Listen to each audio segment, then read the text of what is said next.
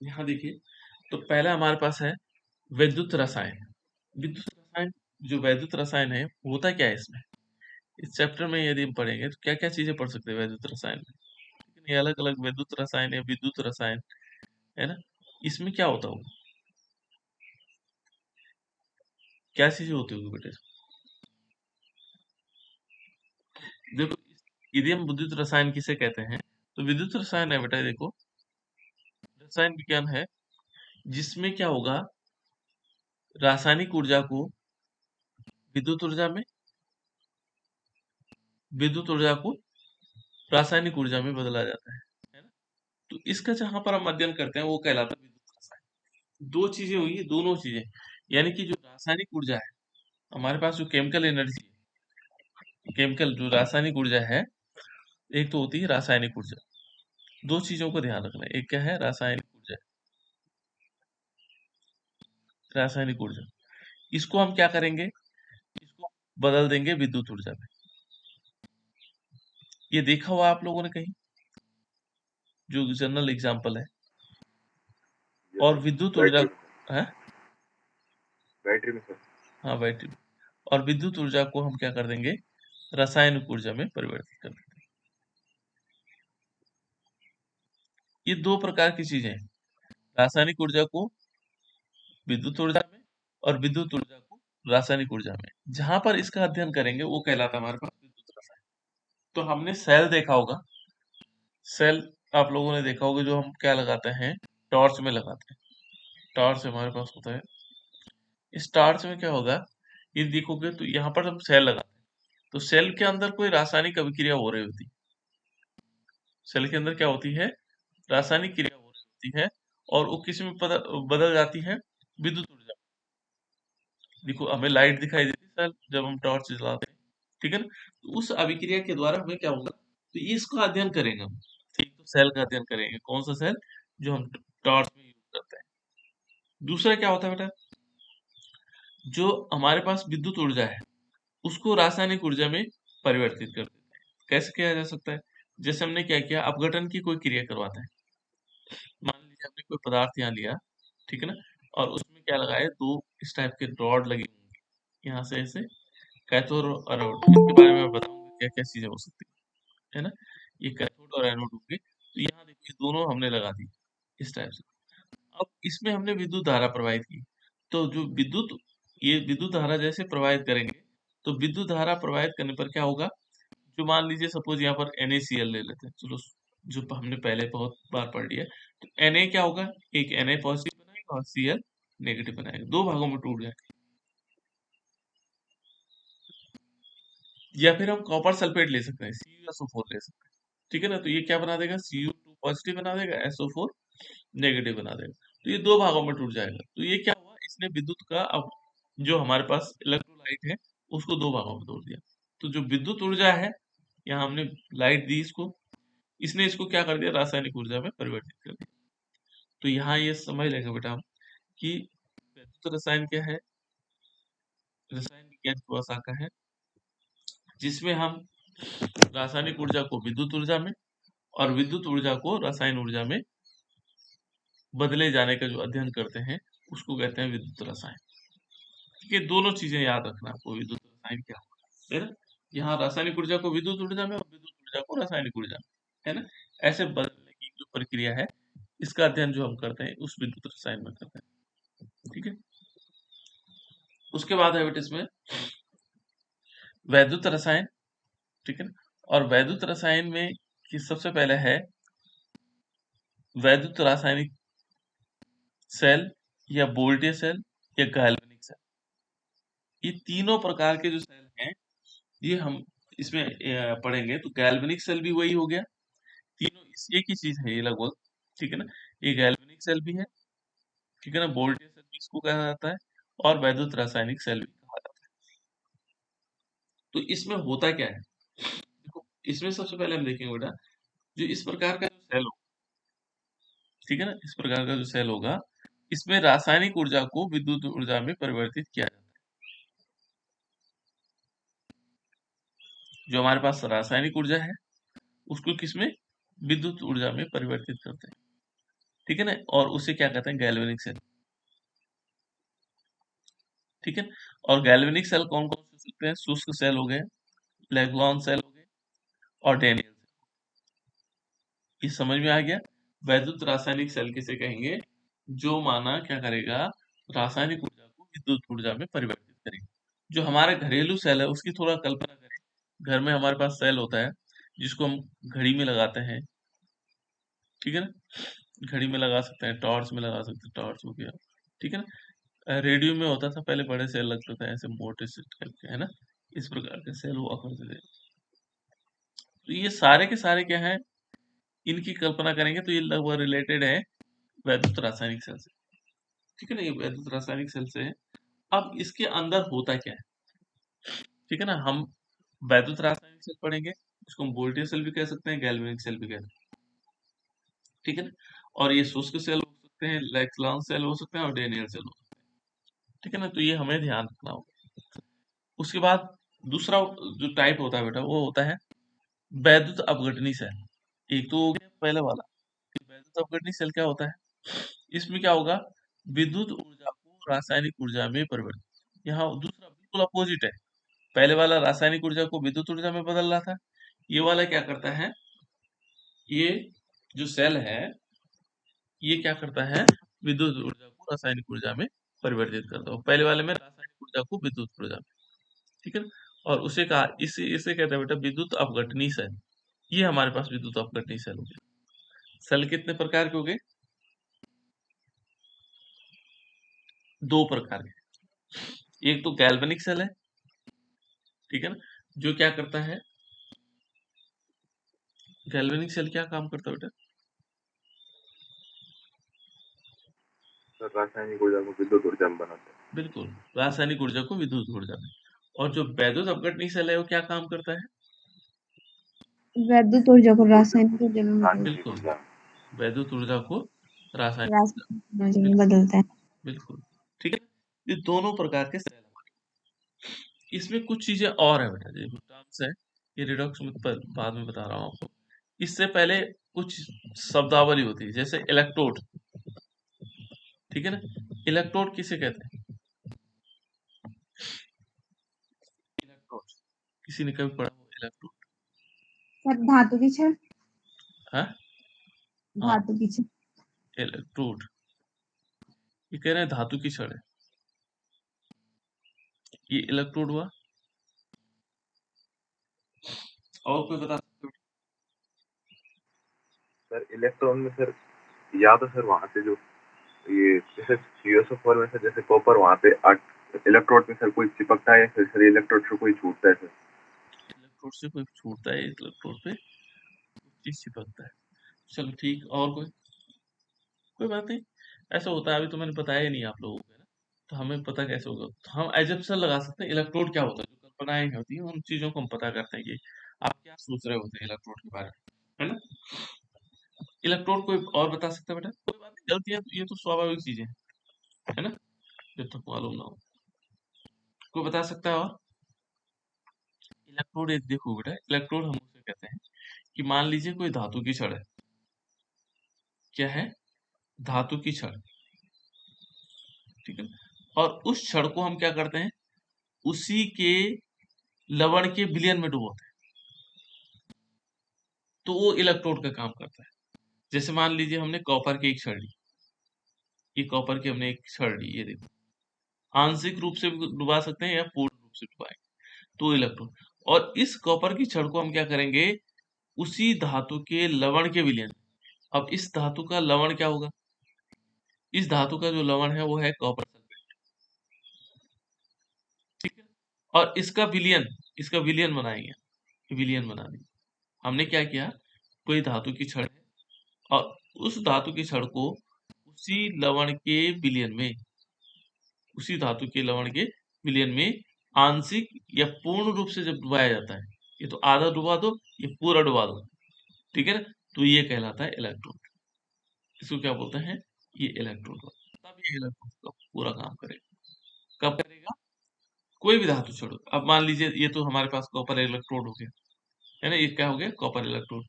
यदि हम जिंक की छड़ लेते हैं, मान लीजिए हमने जिंक की छड़ ली है, जिंक, जेड है, तो इसको किस में डुबाएंगे, किस में जेड में डुबाएंगे? तो फोर के सॉल्यूशन में। बिल्कुल सही। ये जिंक की छड़ है, जिंक की छड़ को जब हम क्या करेंगे, जिंक के लवण के विलयन, हमें पूरा समझना चाहिए, ये जिंक की रॉड है और जिंक की रॉड को हमने क्या किया, जिंक के लवण के विलयन, जिंक का लवण है और इसका विलयन बना आंशिक या पूर्ण रूप से डुबाया जाता है तो क्या कहलाएगा, इलेक्ट्रोड कहलाएगा। अभी तो इलेक्ट्रोड क्या कहलाए, इलेक्ट्रोड, इसको क्या कहेंगे, इलेक्ट्रोड। क्लियर हो गया? उसके बाद है बेटा इसमें दो चीजें होती हैं, इलेक्ट्रोड भी दो प्रकार के होते हैं। इलेक्ट्रोड समझ में आ गया? ये जिंक और कॉपर से रिलेटेड नहीं बल्कि और भी चीजें हो सकती हैं, है ना, और धातु की छड़, इसलिए मैंने कॉमन कहा कि कोई धातु की छड़ है को जब हम क्या करते हैं, धातु उसी धातु के लवण के विलयन में डुबाया जाता है, ठीक है ना, आंशिक या पूर्ण रूप से डुबाया जाता है, तो उसको हम क्या कर रहे हैं, इलेक्ट्रोड कहते हैं। ठीक हो गया? अब इलेक्ट्रोड भी दो प्रकार के होते हैं, कौन कौन से प्रकार के होते हैं?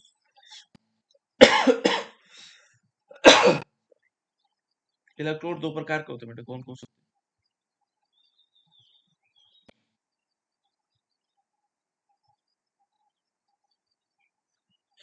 इलेक्ट्रोड दो प्रकार के होंगे, कौन कौन से होंगे मालूम है? कोई बात नहीं, लगाओ ना, कौन कौन से प्रकार के हो सकते हैं? सर एक एनोड वाला और एक कैथोड वाला। गुड। तो बोल क्यों नहीं रहते, घबरा क्यों रहे, गलत ना हो जाए ना। एनोड हो गया और दूसरा कैथोड, एक क्या होगा, एनोड होगा और दूसरा होगा कैथोड। एनोड क्या होता होगा, यहाँ दो प्रकार की चीजें ध्यान रखना बेटा। एक हमारे पास क्या होगा, एक हमारे पास वैद्युत अपघटनी सेल है और एक हमारे पास गैल्वेनिक सेल है। तो मैं अभी जो बात कर रहा हूँ गैल्वेनिक सेल की बात कर रहा हूँ, ठीक है ना। गैल्वेनिक सेल में एनोड क्या हुआ, क्योंकि सर कैथोड यहाँ पे वहां अलग नेगेटिव होगा सर, है। यहाँ पे सर एनोड पे नेगेटिव होगा सर। हाँ वो तो बात की बात है, एनोड किससे कहेंगे पहले, नेगेटिव पॉजिटिव की बात हम बाद में कर लेंगे, क्योंकि जब हम उस पे जाएंगे ना। होता है सर, है, इसका ऑक्सीलेशन होता है। बिल्कुल। यहाँ पर ये देखेंगे तो यहाँ पर होता है ऑक्सीकरण की क्रिया। एनोड पर माने हम इसकी परिभाषा कैसे लिखेंगे कि जिस इलेक्ट्रोड पर ऑक्सीकरण अभिक्रिया होती है उसे हम क्या कहते हैं, एनोड कहते हैं। यहाँ पर गैल्वेनिक सेल की कंडीशन में जिस जिस पर क्या होगा, ऑक्सीडेशन होगा, ऑक्सीकरण क्रिया होगी, जिस इलेक्ट्रोड पर क्या होगा, ऑक्सीकरण क्रिया होगी, ये इलेक्ट्रोड है ना, जिस इलेक्ट्रोड पर ऑक्सीकरण अभिक्रिया होगी उसे हम कहेंगे एनोड। ठीक है? और जिस पर क्या होगा, अपचयन होगा, जिसको हम रिडक्शन बोलते हैं, क्या बोलते हैं बेटा, रिडक्शन, जिस पर रिडक्शन होगा उसको बोलेंगे या अपचयन बोलेंगे, अपचयन, है ना, उसको हम कहते हैं कैथोड। इसको उपचयन भी कहते हैं बेटा, है ना, ऑक्सीकरण को हम क्या बोलते हैं, उपचयन भी बोलते हैं, इसलिए कंफ्यूजन नहीं होना है ना। उपचयन, ऑक्सीकरण या ऑक्सीडेशन ये हो गया, और अपचयन और रिडक्शन ही। तो जिस पर क्या होगा, जिस इलेक्ट्रोड पर क्या होगा, क्या होना चाहिए, जिस पर क्या होगा, अपचयन क्रिया होती है उसको हम क्या कहते हैं, कैथोड।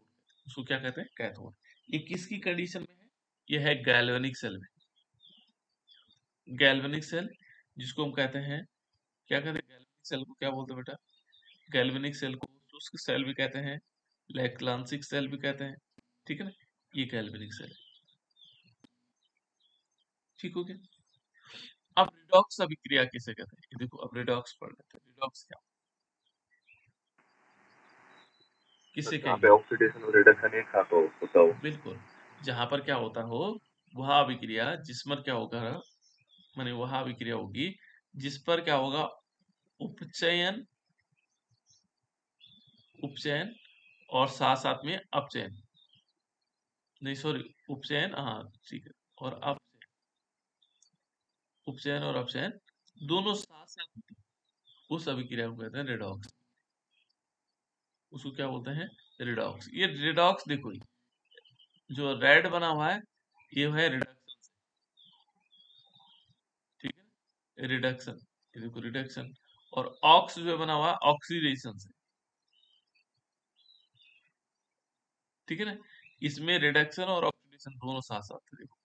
तो ये रिडॉक्स, तब इसको रिडॉक्स कहा जाता है, ठीक है ना।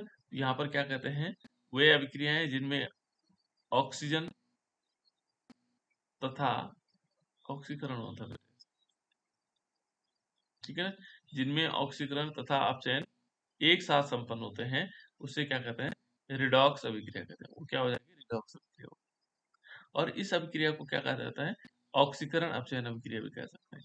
देखो यहाँ पर हमारे पास एग्जाम्पल ये है, ठीक है ना। अब ऑक्सीडेशन किसे कहेंगे, सर जिसमें संयोजकता में वृद्धि होती है। हाँ? ऑक्सीकरण वही तो होता है सर जिसमें संयोजकता में वृद्धि होती है। मैं समझ नहीं पाया, एक बार फिर रिपीट करो तो, रिपीट करना बेटा। सर जहाँ इलेक्ट्रॉन दान होता है और ऑक्सीजन संख्या में वृद्धि होती हो। बिल्कुल नहीं, इन्होंने क्या कहा था पहले, सर संयोजकता में वृद्धि। हाँ संयोजकता में वृद्धि, ठीक है ना, क्योंकि मुझे थोड़ा जुकाम की वजह से सुनाई कम दे रहा है ना, संयोजकता में वृद्धि, ठीक है ना। अब देखो बेटा यहाँ पर यदि ऑक्सीडेशन की बहुत सारी चीजें हो सकती है ना, ऑक्सीकरण, ऑक्सीजन का जुड़ना, हाइड्रोजन का निकलना, ये सब परिभाषाएं हुआ करती थी, है ना। और यहाँ पर जो मेन परिभाषा हम देखेंगे वो है इलेक्ट्रॉन का निकलना और जुड़ना। इससे हम ऑक्सीकरण और रिडक्शन को समझेंगे, ठीक है ना। बहुत सारी चीजें आएंगी, ठीक है ना। ऑक्सीकरण और अपचयन में बहुत सारी चीजें हो सकती है ना। तो जैसे माना ऑक्सीकरण जब हम पढ़ते थे, छोटी क्लासों में पढ़ते थे, तो ऑक्सीकरण क्या हो गया, हम कहते थे कि ऑक्सीकरण किसे कह सकते हैं, तो हम कहते थे ऑक्सीजन का जुड़ना, ऑक्सीजन जुड़ गया भाई तो ऑक्सीकरण हो। दूसरा कह सकते हैं हाइड्रोजन निकल गया, उसे कहेंगे ऑक्सीकरण, ठीक है ना। संयोजकता में वृद्धि, संयोजकता में वृद्धि हो सकती, कमी हो सकती है ना। तो ये इस प्रकार का आता था। अब थोड़े परिभाषाएं को चेंज करना है, यहाँ पर क्या होगा, जो पदार्थ क्या होंगे, इलेक्ट्रॉन देंगे, क्या करेंगे, इलेक्ट्रॉन देने, तो उसको कह सकते हैं ऑक्सीकरण, जहां से इलेक्ट्रॉन निकल रहा है ना, उसका ऑक्सीकरण होगा, जिससे इलेक्ट्रॉन क्या हो रहे होंगे, निकल रहे होंगे। और जो इलेक्ट्रॉन ग्रहण कर रहा होगा उसको कहेंगे, उसमें रिडक्शन हो रहा होगा, ठीक है ना, उसमें रिडक्शन हो रहा होगा। तो पहले यहाँ देखते हैं, इस अभिक्रिया में, यहाँ पर यदि देखेंगे तो इस अभिक्रिया में किसका ऑक्सीकरण हो रहा है और किसका अपचयन हो रहा सर SnCl2 SnCl4 का सर ऑक्सीडेशन हो रहा है सर 2HCl2 और HgCl2 का सर रिडक्शन हो रहा है सर। है। देखो ये कह रहा है HgCl2 का रिडक्शन हो रहा है, इसका रिडक्शन हो रहा है। ये नीचे वाला लाइन मत पढ़ना भी है ना, हाँ हो सकता है गलत हो, इसका रिडक्शन, और इसका हो रहा है ऑक्सीडेशन। कैसे पता लगा हमें, ऑक्सीकरण संख्या सर। बिल्कुल देखो बेटा यहाँ पर है ना, इससे पहले फिर हमें क्या करना पड़ेगा, ऑक्सीकरण संख्या सीखनी पड़ेगी। ऑक्सीकरण संख्या कैसे निकालते हैं मालूम आप लोगों को, ठीक है ना। ऑक्सीडेशन नंबर निकालने के लिए देखो हम क्या करेंगे, ये HgCl2 में पहले Hg का ऑक्सीडेशन नंबर देखते हैं। यहाँ भी Hg है और यहाँ वाला भी Hg है, तो ये दोनों तुलना करनी है, इन दोनों की तुलना करनी है, ठीक है, तभी हमें पता लगेगा कि ऑक्सीडेशन हुआ या रिडक्शन हुआ।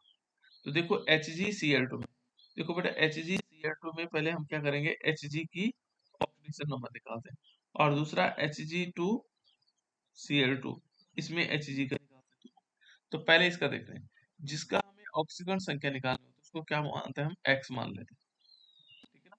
उसको क्या मानते हैं बेटा, x मान लेते हैं। और x प्लस क्या होगा, इसके साथ इसकी संख्या जोड़ते हैं, यानी कि इसमें देखो एक माइनस चार्ज है, 1 - चार्ज इंटू 2 है, इसका जो ऑक्सीडेशन नंबर होता है -1 होता है ना, क्लोरीन का -2। और ये टोटल मिलाकर के क्या हो जाएगा, 0 हो जाएगा। पूरे मॉलिक्यूल की ऑक्सीडेशन नंबर 0 होती है, ये ध्यान रखना वैसे। पूरा मॉलिक्यूल है ना, इस पूरे मॉलिक्यूल की ऑक्सीडेशन नंबर क्या होगा, 0। जिसमें कोई आवेश नहीं है तो उस ऑक्सीडेशन नंबर 0 हो जाएगा। तो ये क्या मान रहा है, ये पूरा 0 हो, तो ये 2x, ठीक है ना, या 2 और माइनस क्या हो जाएगा, 1 हो जाएगा, 2 नहीं, सॉरी 2 नहीं होगा, x प्लस और -1 कहाँ से आया, ये क्लोरीन का होगा, और क्लोरीन 2 कहाँ से आए, क्लोरीन के 2 क्या है इसमें एटम है ना। तो यदि हम देखेंगे तो ये आ जाएगा x minus 2 is equal to 0, x is equal to क्या हो जाएगा, +2। +2 का मतलब हुआ कि Hg ने 2 इलेक्ट्रॉन त्यागे हैं, ऐसा बना हुआ Hg के पास, Hg जो Hg है इस पर 2 प्लस चार्ज है, ठीक है। यहाँ देखेंगे इस वाले में HgCl2, तो HgCl2 में Hg2Cl2, अब इसके ऑक्सीडेशन नंबर निकालते हैं, तो इसको क्या मानेंगे, इसको x मान लिया, लेकिन ये x क्या होंगे, 2 होंगे, कितने होंगे बेटा, 2, क्योंकि इसमें 2 लिखा हुआ है, Hg2 लिखा हुआ, और प्लस क्या होगा, प्लस क्लोरीन का -1 होता है और इंटू 2 हो जाएगा, बराबर कितना आएगा, फिर 0 आएगा, यानी कि 2x minus 2 is equal to 0। तो 2x इज इक्वल टू क्या होगा, ये माइनस वाला उधर जाएगा तो ये आएगा +2, है ना, तो यानी कि x बराबर क्या हो जाएगा,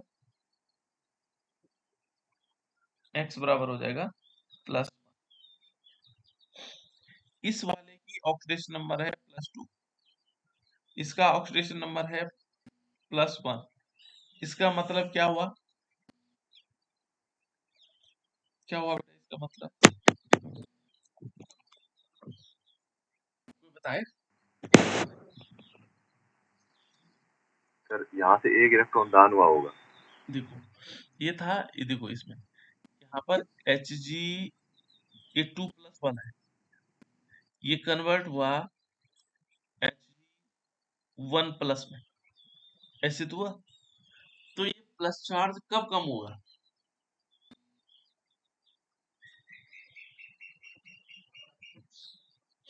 धनावेश कब कम होगा, जब इलेक्ट्रॉन ग्रहण करेगा बेटा, तभी तो एक धनावेश, एक जो ऋणावेश जब ग्रहण करेगा तो ये ऋणावेश क्या करेगा, एक धनावेश को न्यूट्रलाइज करेगा, उदासीन करेगा, तो इसने, इसका मतलब इसने एक इलेक्ट्रॉन ग्रहण किया, और इलेक्ट्रॉन ग्रहण करना क्या कहलाता है,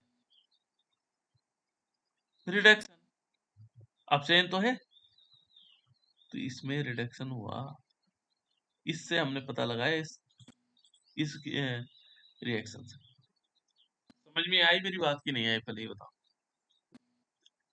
तो मैं आगे चलता हूँ। जी सर, कोई बच्चा और है जिसको समझ में नहीं आया बेटा, मैं दोबारा बता दूँ, इतनी बात समझ में आई कि नहीं आई, आ गई, क्योंकि ये बहुत ज्यादा आने वाला आगे है ना, तब तुम परेशान हो जाओगे, रिडक्शन ऑक्सीडेशन, आगे बेटा समझ में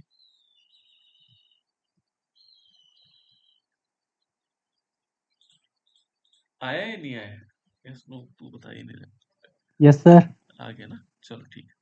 तो ये था बेटा हमारे रिडक्शन हो गया, इसमें तो हमें पता लग गया।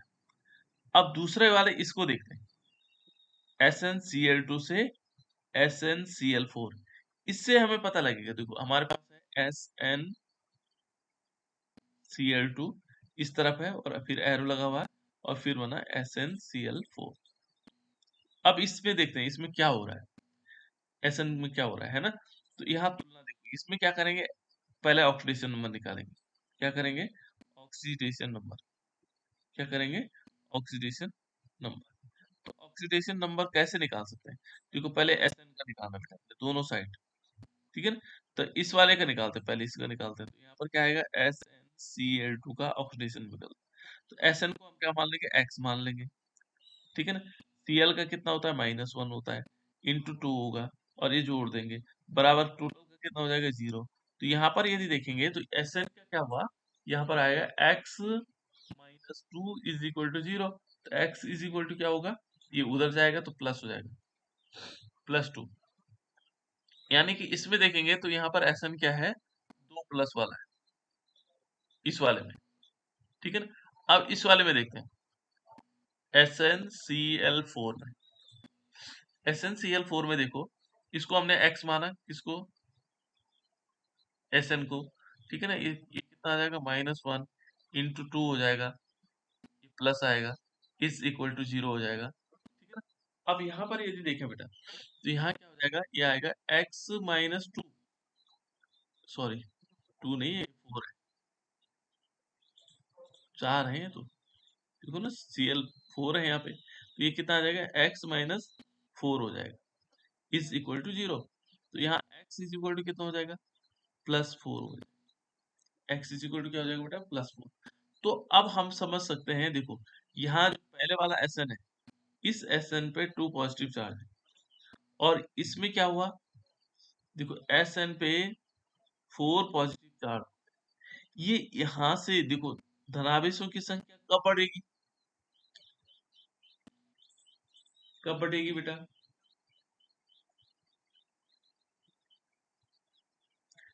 सर जब जब वो इलेक्ट्रॉन दान हो। हाँ बिल्कुल राइट, जब ये इलेक्ट्रॉन त्यागेगा, देखो सोडियम है मान लीजिए हमारे पास एग्जाम्पल, सोडियम, सोडियम को आप लोग अच्छी तरह जानते हैं, और सोडियम, सोडियम पॉजिटिव कब बनता है, जब वो एक इलेक्ट्रॉन त्याग देता है, तभी तो बनता है। कैल्शियम है, कैल्शियम पे 2 पॉजिटिव चार्ज कब आएंगे, जब वो 2 इलेक्ट्रॉन त्यागेगा, तो जितने इलेक्ट्रॉन त्यागेगा उतना उसमें क्या आएगा, धनावेश आएगा, उतना क्या आएगा, धनावेश आएगा। तो इसका मतलब Sn के पास 2 पॉजिटिव चार्ज थे पहले से, 2 उसने और इलेक्ट्रॉन त्याग दिए, और 2 इलेक्ट्रॉन त्यागने के कारण उसमें क्या आ गए, 2 पॉजिटिव चार्ज और बढ़ गए, 2 पहले से थे 2 और बढ़ गए, तो 4 हो गए। तो जो इलेक्ट्रॉन त्यागने की प्रोसेस है वो कहलाती बेटा ऑक्सीडेशन, यहाँ पर ऑक्सीडेशन हो रहा है, ठीक है ना, ऑक्सीकरण हो रहा है या उपचयन हो रहा है। क्या हो रहा है इसमें, उपचयन, Sn का क्या हो रहा है, SnCl2 का ऑक्सीकरण हो रहा है, और Cl2 का अपचयन हो रहा है। अब पहचान जाओगे आप लोग, पहचान लोगे ना किसका ऑक्सीडेशन हो रहा है और किसका रिडक्शन हो रहा है, पहचान लोगे बेटा, पहचान लोगे या नहीं पहचान लोगे, जी सर, पहचान लेंगे। चलो ठीक है, गुड, मैं यही चाहिए था। देखो बेटा, अब इसमें चलो ऑक्सीकरण अपचयन तो हमने बहुत अच्छी तरह सीख लिया। अब एक और देखो, एक रिएक्शन में लिख रहा हूँ,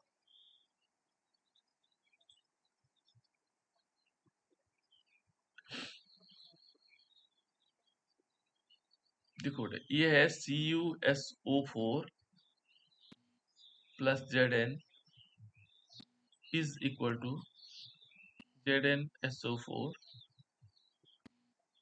प्लस Cu। ये बताओ बेटा, क्या ये अभिक्रिया संभव है, पहले एक क्वेश्चन मैं ऐसे ही पूछ रहा हूँ आप लोग, नहीं सर, ये नहीं होगी, क्यों नहीं होगी, क्योंकि सर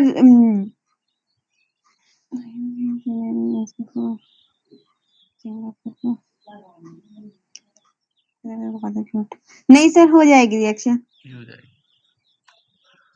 ये हो जाएगी और नहीं होगी, ऐसा क्यों हुआ,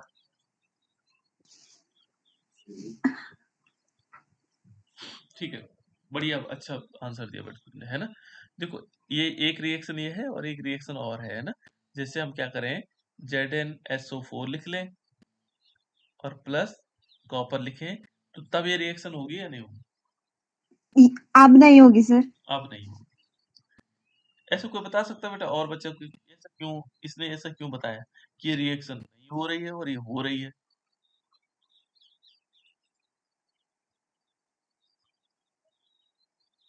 ये वाली तो संभव है और ये वाली संभव नहीं है, चलो कोई बात नहीं, मैं बता देता हूँ, है ना। देखो बेटा, जो ये क्वेश्चन आता है ध्यान रखना, यहाँ पर क्या होता है कि विद्युत रासायनिक श्रेणी एक हमारे पास बनी हुई है ना, श्रेणी बनी हुई है, और उस श्रेणी में यदि आप लोग देखोगे, जो विद्युत रासायनिक श्रेणी में ऊपर वाले तत्व हैं, जैसे जिंक ऊपर होता है और उसके नीचे कॉपर है, तो जो ऊपर वाले तत्व हैं वो नीचे वाले तत्वों को रिप्लेस कर सकता है, लेकिन ये नीचे वाला तत्व ऊपर वाले तत्व को रिप्लेस नहीं कर सकता है, जो इनमें बड़ा है, ऐसे में समझ लो, जो इनमें बड़ा है, बड़ा का मतलब विद्युत रासायनिक श्रेणी में ऊपर, है ना, और जो नीचे वाला, जो ऊपर वाला होगा, वो उसको, वो किसी को भी रिप्लेस कर देगा, वो क्या करेगा, नीचे वालों को रिप्लेस कर लेगा, हटा देगा, लेकिन जो नीचे वाले हैं वो ऊपर वाले को रिप्लेस नहीं कर सकते। थोड़ी देर के लिए एग्जाम्पल के रूप में, हम क्लासरूम में बैठे हैं ना, क्लासरूम में एक बच्चा यहाँ बैठा हुआ सीट पे, देखो इनमें टीचर बड़ा होता है, टीचर स्टूडेंट से बड़ा है कि नहीं है ना, स्टूडेंट छोटा होता है। यहाँ पर चेयर लगी हुई है, स्टूडेंट अंदर चेयर में बैठा हुआ, टीचर गया तो क्या कर देगा, स्टूडेंट हट करके टीचर वहां बैठ सकता है, क्योंकि ये रिप्लेस हो गया, बड़ा है। लेकिन ये टीचर बैठा हुआ है तो स्टूडेंट आएगा तो टीचर चेयर छोड़ेगा नहीं, छोड़ेगा। क्यों? क्योंकि वो विद्युत, वो क्या है, बड़ा है उससे, है ना। तो यहाँ विद्युत रासायनिक श्रेणी में Zn बड़ा है और Cu छोटा है ना, छोटे का मतलब नीचे है, ठीक है, छोटा मत कहना उसको, है ना। यहाँ पर क्या होगा, विद्युत रासायनिक श्रेणी में ऊपर कौन है, जिंक है, और नीचे क्या है, कॉपर, ठीक है। अब देखो बेटा यहाँ पर ये है जिंक, ये विद्युत रासायनिक श्रेणी में ऊपर है, तो ये क्या कर देगा, इस कॉपर को रिप्लेस कर देगा, देखो रिप्लेस करके ZnSO4 बना देगा, कॉपर अलग हो गया। अब यहाँ देखो ZnSO4 इसके साथ जुड़ा हुआ है, ये इसको रिप्लेस नहीं कर सकता, क्योंकि ये क्या है, विद्युत रासायनिक श्रेणी में नीचे।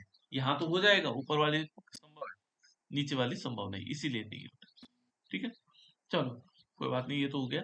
अब इसमें देखो बेटा, ये पहली वाली जो रिएक्शन है, इसमें कॉपर का क्या हो रहा है और जिंक का क्या हो रहा है, निकालो तो। इसमें कॉपर का क्या हुआ और जिंक का क्या हुआ,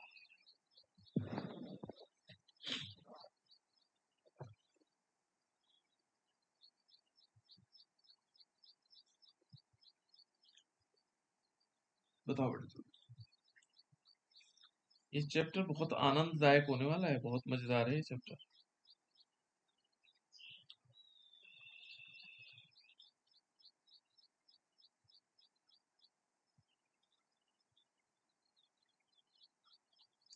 निकालो बेटा जल्दी से।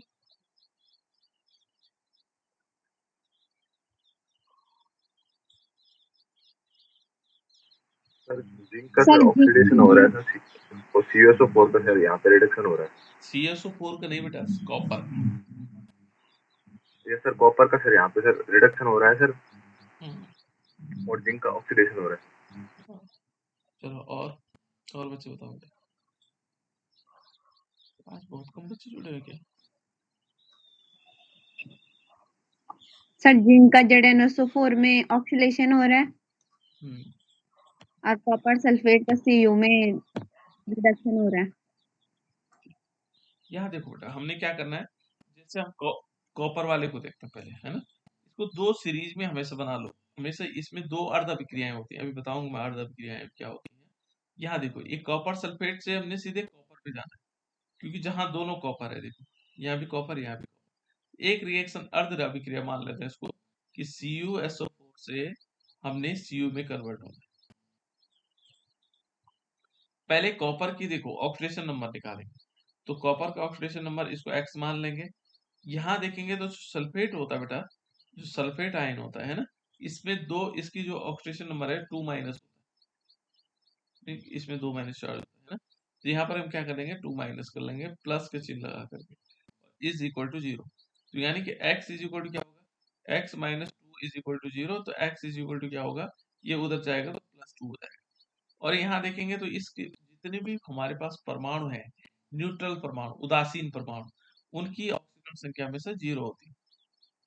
मॉलिक्यूल की तो होती है, पर उदासीन परमाणु यदि है तो उसकी 0 हो जाएगी। तो यानी कि कॉपर क्या हुआ, यदि हम इस रिएक्शन को देखें तो यहाँ पर कॉपर 2 प्लस चार्ज था, और एक किसमें कन्वर्ट हुआ, कॉपर में, जिसपे कोई चार्ज नहीं, 2 प्लस से 0 हो गया, इसका मतलब इसने इलेक्ट्रॉन लिए होंगे, तभी तो प्लस धनावेश कब क्या होंगे, कम हो जाएंगे।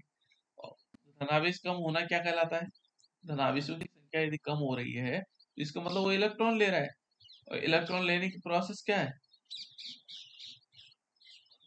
इलेक्ट्रॉन का ग्रहण करना क्या हुआ, ऑक्सीडेशन।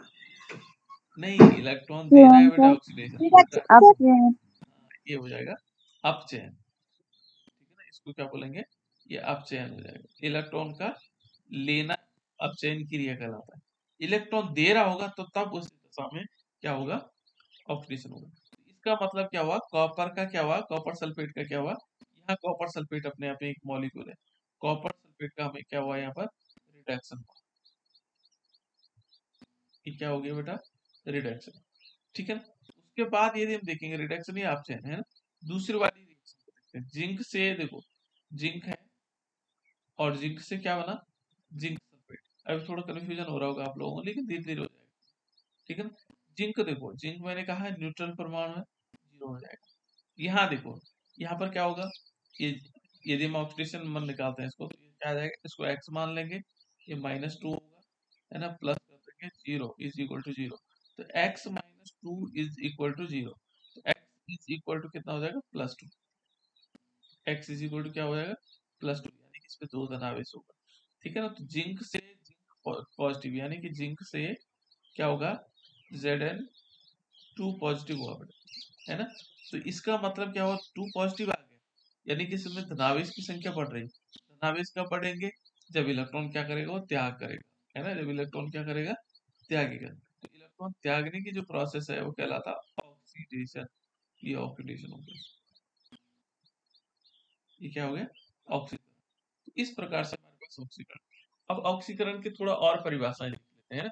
तो ये क्लियर हो गया बेटा, ये क्लियर हुआ आप लोगों को या नहीं हुआ, हो गया ना। चलो, ऑक्सीडेशन किसे कहते हैं बेटा, ऑक्सीकरण। बहुत सारी चीजें मैंने आप लोगों को बता दी, फिर भी ऑक्सीकरण किसे कहते हैं, ठीक है ना। ऑक्सीकरण क्या होता है, ठीक है ना। तो ये कहते हैं कि वे अभिक्रियाएं, ठीक है ना, जिनमें क्या होगा, कोई भी परमाणु, अणु, आयन एक या एक से अधिक क्या करेगा, इलेक्ट्रॉन का त्याग करता है। एक भी कर सकता है या उससे अधिक, अणु हो, परमाणु हो या आयन हो, यदि इलेक्ट्रॉन का त्याग कर रहा है तो वो ऑक्सीकरण है। ऑक्सीकरण में होता क्या है, यदि हम देखें तो ऑक्सीकरण में क्या होता है, जिसके कारण क्या होता है, धनावेश में वृद्धि होती है। ये ध्यान रखना, ऑक्सीडेशन में क्या होता है, धनावेशों की संख्या में वृद्धि होती है ना। और ऋण आवेशों की संख्या में क्या होती है, कमी होती है। ये याद रखिएगा हमेशा, है ना। जहाँ ऋणावेश कम हो रहे होंगे, इसका मतलब ऑक्सीजन। जब धनावेश बढ़ रहे होंगे तो वहाँ क्या होगा, ऑक्सीडेशन। धनावेश का बढ़ना और ऋणावेश का घटना, दोनों ऑक्सीडेशन। देखो यहाँ धनावेश, यहाँ धनावेश कितने थे, इसमें कितने धनावेश है बेटा, हाइड्रोजन में कोई धनावेश नहीं। यहाँ क्या हुआ, एक धनावेश हुआ, तो बढ़ा कि नहीं बढ़ा धनावेश, इसका मतलब ऑक्सीडेशन। यहाँ देखो, यहाँ कुछ नहीं था, इसमें कितना आएगा, 2 पॉजिटिव चार्ज, यानी कि धनावेशों की संख्या में वृद्धि होना, ऑक्सीडेशन। यहाँ देखो, ये इसमें एक ऋणावेश है और यहाँ कितने हैं, यहाँ कोई ऋणावेश नहीं।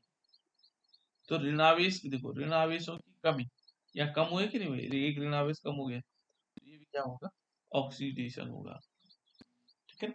इस प्रकार से दूसरा बेटा, इसमें अपचयन।